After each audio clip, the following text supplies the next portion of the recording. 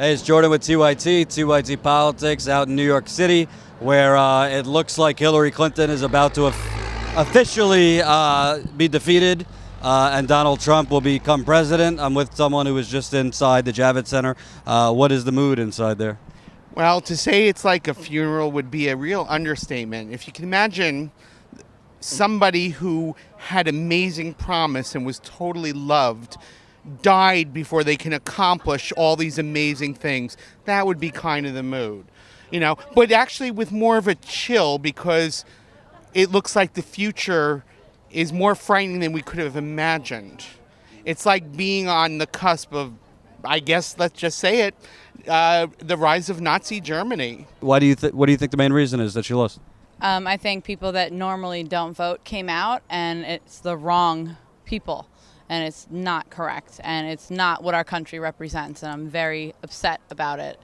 And it's not what any woman would want for their child or their daughter or anyone to see, and that's what we're stuck with, and that's upsetting to me. I guess it's going to take a long time to figure out what happened, and for me, it's just a lot of hurt and sadness and fear. And the fear is really weird because I don't think a lot of people, for me personally, didn't even take the time to imagine a Trump America. I was like, that's just, I don't need to waste my energy to imagine that. And then the more it was coming in that Trump was winning, it just felt insane. And I was like, to be a woman right now is scary. And I was just thinking back to personal events in my own life that it's like, I don't know what's going to happen. And to be a black woman, to be a Hispanic woman, to be a Muslim woman, like, it's just a lot of fear, and it's like making me think, like, what can I do? What can anyone do, like, right now? Why do you think she lost?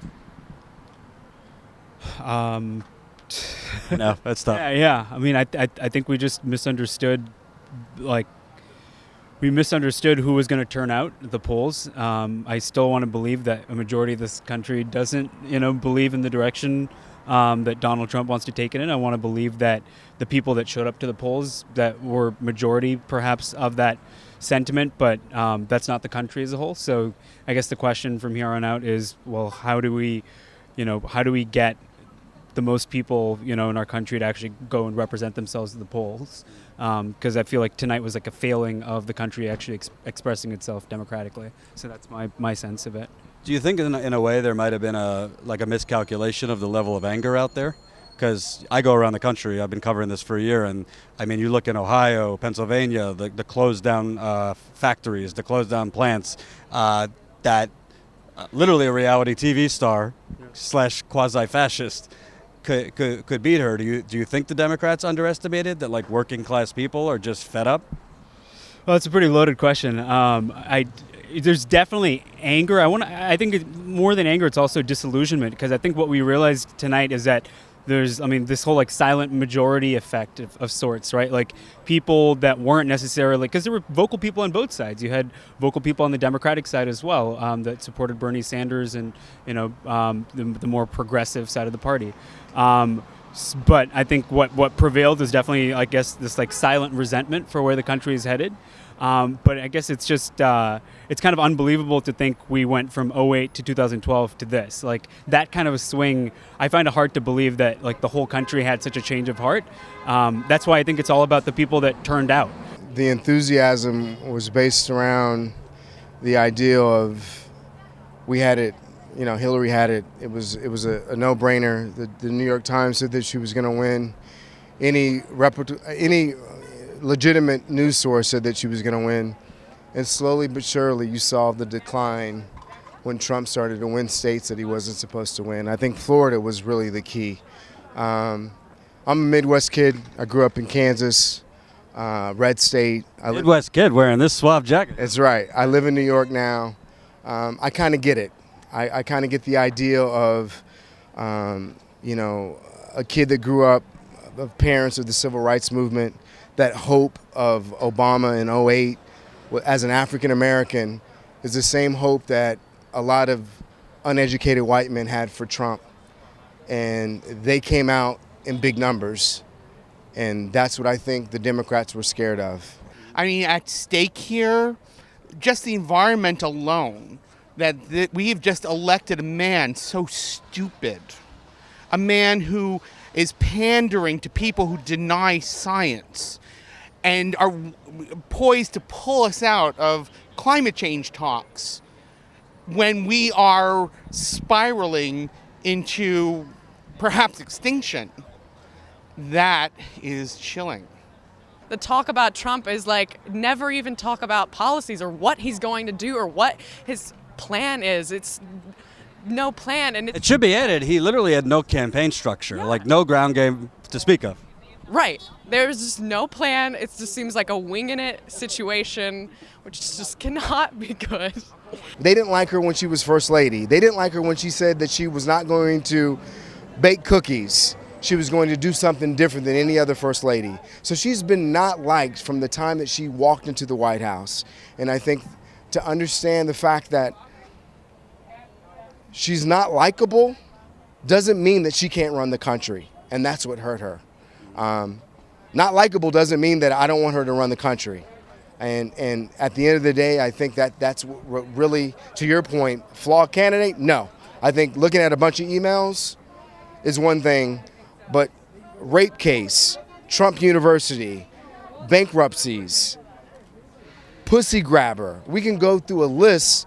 Invoking his supporters to assassinate. Right. But I think the ideal of a 6'3", blonde-haired white man who shows power.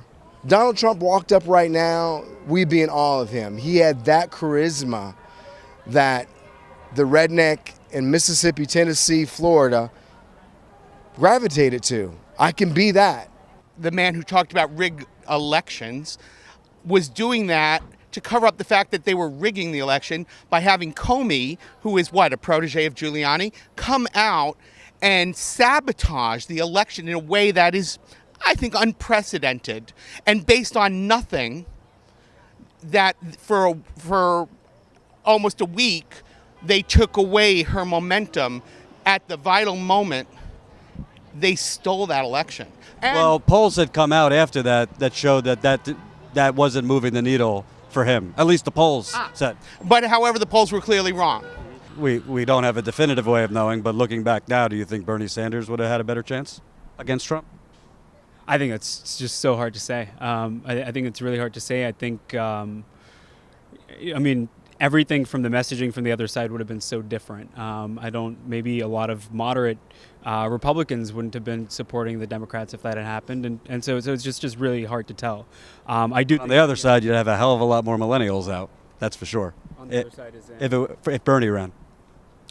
I don't know. I really don't know. We must have a voice of the people that is not owned by the wealthy or by the politicians. And we don't have that. And they must be unafraid to challenge and confront and question no matter what. And when you see these dopey people repeating the same answer every time you ask them a question, you say, well, now I know that you're lying. And note that this person is not answering the question. And here are the facts. So that people, because let's face it, most Americans are uneducated. And I don't think that's an accident. I think that the Republicans have a definite agenda of defunding education in our country that gives them votes. Educated people don't like to vote for Republicans, and they would look at Trump and be horrified. I'm being a little uncharacteristically quiet because I think in this time I would rather just let people speak. This isn't a moment for me to rub it in. Obviously, there's some upset people. But I think one thing that kind of shines through in the people I'm speaking to is a lot of Hillary Clinton supporters underestimated how much anger there is in the country. And I've been saying this throughout the primary, that most Hillary Clinton supporters, they think, the country, there's things that could be improved, but overall we're moving in the right direction. And I think a lot of them, you could tell by the shock that they didn't quite grasp the level of anger out there. They didn't quite grasp the level of how many people are out there really, really struggling.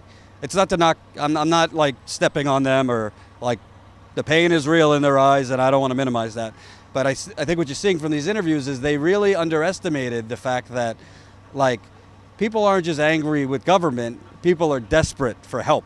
And I've met them on the Bernie side and I've also met them on the Trump side. So I think in this moment of soul searching and raw emotion on the Hillary side, once all that is gone, people are going to have to recognize that, like, all is not well in the country. And that's why a reality TV star maniac could become president with literally no policy, by the way.